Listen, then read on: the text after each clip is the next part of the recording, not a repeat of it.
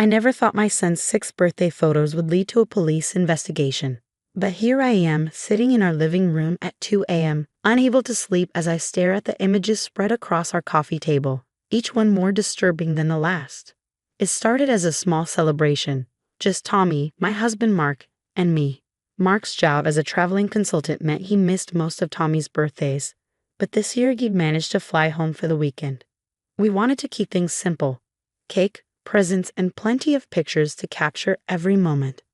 Our house, a charming 2-story colonial on a quiet cul-de-sac, was decorated with blue and red balloons, Tommy's current favorite colors. He'd been going through a superhero phase, so everything had to match his Captain America theme. I'd spent hours decorating the backyard, setting up his new swing set, an early present from Mark, and arranging the perfect backdrop for photos. The day went perfectly. Tommy was ecstatic about his gifts, especially the new tablet from us and the collection of action figures from his grandparents. Mark managed to assemble the swing set without too many consultations with YouTube tutorials, and I'd actually succeeded in baking a cake that didn't lean to one side. We sang Happy Birthday, took dozens of pictures, and watched Tommy blow out his candles. Everything was normal. Perfect, even. Until tonight, when Tommy asked to see the pictures before bedtime. He was curled up next to me on the couch, still wearing his Captain America pajamas, swiping through the photos on my phone. His excitement was contagious as he relived each moment, opening presents, playing on his new swing set, posing with his cake. Then he stopped. His little body went rigid against mine, and the hand holding my phone started trembling. "Mommy," he whispered, his voice so quiet I barely heard him. "Who's that man?" I leaned closer, thinking he was pointing at Mark in one of the backyard shots. But Mark had been wearing a blue polo that day. The figure Tommy was pointing at was wearing dark clothes, and it wasn't in the backyard. It was inside our house, visible through the dining room window in the background of Tommy's cake-cutting photo. "Tommy, honey, what man?" I asked, trying to keep my voice steady as I took the phone from his shaking hands. "The scary man," he said, shrinking against me. "The one who watches me sleep." My blood turned to ice. "What do you mean, watches you sleep?" Tommy's lower lip trembled. "Sometimes when I wake up at night, he's standing in my doorway. I thought he was Daddy, but Daddy's not that tall." I zoomed in on the photo, my hands shaking so badly I could barely hold the phone. The figure was partially hidden by the curtain, but I could make out enough to know it definitely wasn't Mark. The person was tall, unnaturally so, and seemed to be wearing dark clothing that blended with the shadows. But what made my heart stop was the fact that they appeared to be looking directly at the camera, at us. "Tommy," I said, trying to sound calm, "why didn't you tell me about the man before?" He shrugged, a gesture that broke my heart with its innocence. I thought it was normal, like Santa Claus or the Tooth Fairy. I quickly scrolled through the other photos from that day. In most of them, nothing seemed amiss. But then I found another one, Tommy opening presents in the living room. There, reflected in the TV screen behind him, was the same dark figure, standing in the hallway. And another, Tommy playing with his new toys, the figure visible through the glass doors leading to the backyard. And another, Tommy on his new swing set, the figure watching from behind the garden shed. My hands were trembling so badly now that I nearly dropped the phone. The photos were taken hours apart, meaning this person had been there the entire time, watching us, watching my son. And we'd had no idea. I grabbed Tommy's hand. "Sweetie, we're going to play a game. We're going to very quietly go up to Mommy's room and call Daddy. Okay?" He nodded, picking up on my fear despite my attempted cheerfulness. We made it halfway up the stairs when we heard it, the distinct sound of footsteps in our basement. Tommy's grip on my hand tightened. "Mommy," he whispered, "the scary man usually comes up from the basement." My mind raced through horrible possibilities. How long had this person been watching us? How had they gotten into our house? Why hadn't our security system detected anything? The basement door was visible from where we stood on the stairs. It was closed, but I could see shadows moving in the gap beneath it. Someone was definitely down there, moving around, coming closer to the door. I scooped Tommy up and ran the rest of the way upstairs, closing and locking my bedroom door behind us. My hands shook as I dialed 911 while Tommy huddled against me, his small body trembling. 911. What's your emergency? "There's someone in my house," I whispered, hearing the basement door creak open downstairs. "They've been watching us, watching my son. Please hurry." As I gave our address to the dispatcher, I heard heavy footsteps slowly ascending our stairs. Tommy buried his face in my chest, and I held him tighter, both of us sitting in the dark, waiting, listening to those footsteps getting closer and closer to our door. The last thing I remember before the police arrived was Tommy whispering, "Mommy, he's humming my birthday song." The next few hours passed in a blur of flashing lights and police questions. They searched our house thoroughly but found no one. The basement door was still open, just as we'd heard it, but the intruder had vanished. What they did find made my skin crawl. A makeshift bed hidden behind our old decorations in the basement's darkest corner, surrounded by food wrappers and water bottles. Someone had been living in our house. For how long, we couldn't be sure. Detective Sarah Martinez sat across from me at our kitchen table, her dark eyes serious as she reviewed the birthday photos on my phone. Tommy was upstairs with a female officer, drawing pictures of the scary man he'd seen. Mark was on the next flight home. "Mrs. Anderson," Detective Martinez said, zooming in on one of the photos, "your security system shows no breaches, no forced entry.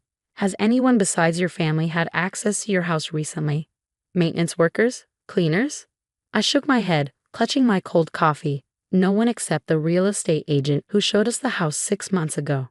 She looked up sharply. "You moved in recently?" "Yes, after Mark's promotion. The previous owners were an elderly couple who moved to Florida." I paused, remembering something, though our neighbor mentioned they left rather suddenly. Detective Martinez made a note in her notebook. "We'll look into that. In the meantime, I need to ask about these photos." She turned my phone toward me, showing the picture of Tommy on his swing set. "Look at the timestamp." I leaned forward, frowning. The photo was taken at 2:47 p.m. The next one, showing the figure behind the shed, was taken at 2:47 p.m. as well, exactly the same time. "That's impossible," I whispered. "We've checked all the photos," she said quietly.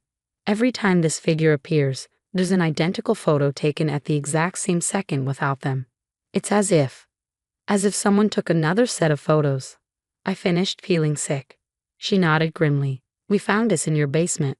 She pulled out an evidence bag containing a camera, not mine, but similar enough that you wouldn't notice the difference from a distance.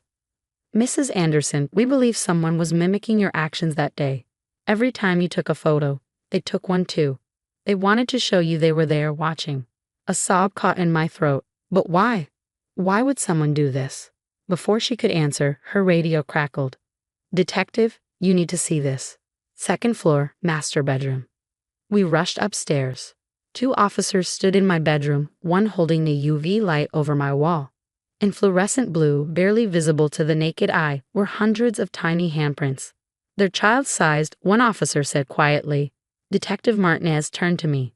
"Have you noticed Tommy sleepwalking? Getting up at night?" "No," I said, but then remembered something that made my blood run cold. "But he's been complaining about being tired lately. Said he has weird dreams about playing with other kids in his room at night." The detective's face hardened. "Mrs. Anderson, I need you to pack some bags. You and Tommy can't stay here tonight." As I moved to get our things, she stopped me with a gentle hand on my arm. "There's something else you need to see." She led me to Tommy's room, where another officer was examining the ceiling vent. He'd removed the cover, revealing a small digital camera pointed directly at Tommy's bed. "It's wireless," the officer explained, "broadcasting to somewhere nearby." I ran to the bathroom and threw up, my mind racing with horrible images of someone watching my baby sleep, possibly for months. When I came out, Detective Martinez was on her phone, her voice tense. "The previous owners," she said after hanging up. "They're moved to Florida. We can't find any record of them actually arriving there. In fact, we can't find any recent records of them at all." A horrible thought struck me. "Detective, that corner in the basement where you found the bed, that's where Tommy said he sometimes heard other kids playing." She was already radioing for backup when we heard Tommy scream from downstairs. We raced down to find him pointing at the TV, which had somehow turned itself on. The screen showed a live feed of an empty bedroom, Tommy's bedroom. But it wasn't just Tommy's room we were seeing. The feed kept switching between different angles, different rooms, different houses, different children's bedrooms. "Mommy, Tommy whispered. That's where the other kids live. The ones who play with me in my dreams. Detective Martinez was already barking orders into her radio. We need units at every house on this street. Now. As officers rushed out, I held Tommy close, watching in horror as the TV continued its grotesque slideshow. My son wasn't the only child being watched. He wasn't the only one in danger. And somewhere, probably closer than we imagined, someone was still watching. The next 48 hours revealed horrors beyond our imagination.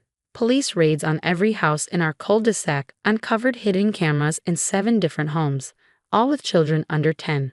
The elaborate surveillance system was running through an underground network of old storm drains connecting our basements, drains that weren't on any city plans. Mark held me as Detective Martinez explained their findings. The previous owners, James and Martha Wilson, never existed, at least not the elderly couple you met. We found records of the real Wilsons from 1987. They disappeared after reporting their 6-year-old son missing. The house has changed hands 4 times since then. She continued, always sold by an elderly couple to families with young children. Always with the same pattern. The couple would move to Florida within a year, leaving no trace. I thought about the camera footage, the hidden networks, the years of planning this would have taken. How many children? We identified 12 missing children cases connected to this neighborhood over the past 30 years, she said grimly. We're searching the tunnel system now. Tommy hadn't spoken much since that night, but he'd drawn dozens of pictures. Children playing in dark rooms, a tall man in black, and something that made the detectives exchange worried looks. A recurring symbol of a butterfly with numbers beneath it. It's a signature, Detective Martinez explained, spreading out Tommy's drawings. We've seen it before, connected to an underground organization that targets children. They've been operating for decades, but we've never been able to trace them. Until now. The investigation moved quickly after that. They found the broadcast center hidden in a concealed room within the storm drain system. Sophisticated equipment, years of recorded footage, and files on hundreds of children across the country. But what broke the case wide open came from Tommy himself. The butterfly man had friends, he told the child psychologist during his interview. They came to my birthday party, but they looked different then. Not scary. They looked like the people who live here. His words triggered a massive operation. Within days, arrests were made across our seemingly peaceful neighborhood. The friendly mailman. The woman who walked her dog every morning. The school bus driver. All part of an elaborate network. All wearing perfect disguises. All watching our children. The elderly couple who sold us the house. They were caught trying to flee the country, neither elderly nor a couple, but master manipulators who'd been running this operation for years. When they searched their latest Florida address, they found evidence linking them to similar operations in 12 other states. Tommy's dreams of playing with other children, they had been drugging him through his bedroom vent, testing a new technique on all the neighborhood kids. The thought of what might have happened if we hadn't discovered those photos still keeps me awake at night. 3 weeks after Tommy's birthday, Detective Martinez visited us at the hotel where we'd been staying. Her face told me she had news she didn't want to share. We found them, she said quietly, in the deepest part of the tunnel system. The missing children from all those years. She couldn't finish. I didn't ask for details. Some truths are too heavy to bear. We sold the house, of course. Moved across the country. Changed our names. Tommy's in therapy, dealing with what happened better than any of us expected. Children are resilient, they say, but sometimes I catch him checking his bedroom vent just to make sure. Mark installed the most sophisticated security system available in our new home. I've gotten rid of every smart device that could possibly be hacked. Some might call it paranoid, but they didn't see what we saw. They don't know what we know. Last week, Tommy drew his first picture without a butterfly in it. It was just our family standing in front of our new house, smiling. The child psychologist said it's a good sign. He's finally feeling safe again. But sometimes, when I'm reviewing our security footage late at night, a habit I can't break. I think about those other parents, the ones who never knew what happened to their children. I think about how close we came to being one of them. And I think about that birthday photo, the one that saved not just Tommy, but possibly dozens of other children. If he hadn't noticed that figure in the window, if he hadn't been brave enough to tell me about the scary man, Yesterday, Tommy asked if we could have a birthday party next year. A real one, with friends from his new school. I hesitated, the memories still too fresh. But then I saw the hope in his eyes.